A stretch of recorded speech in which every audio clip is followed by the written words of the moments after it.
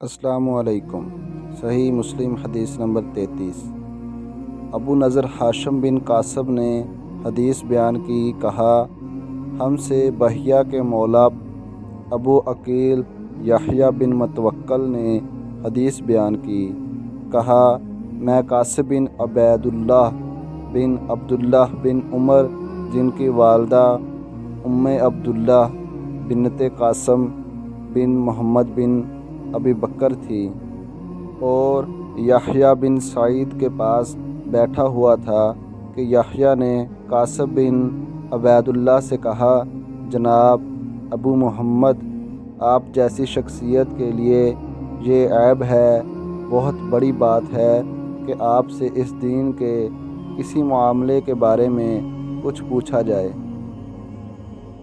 اور آپ کے پاس اس کے حوالے سے نہ علم ہو نہ کوئی حل، یا یہ الفاظ کہے نہ علم ہو نہ نکلنے کی کوئی راہ۔ تو قاسم نے ان سے کہا، کس وجہ سے؟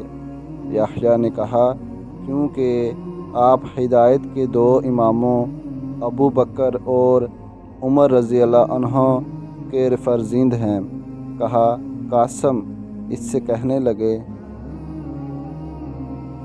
جس شخص کو اللہ کی طرف سے عقل ملی ہو، اس کے نزدیک اس سے بھی بدتر بات یہ ہے کہ میں علم کے بغیر کچھ کہہ دوں یا اس سے روایات کر دوں جو سکہ نہ ہو۔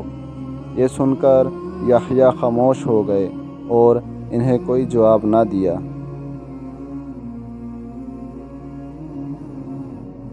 تو جس کو میری ویڈیو اچھی لگی ہے پلیز لائک کریں، اور اگر میرے چینل پر نیو ہے تو اسے سبسکرائب کریں۔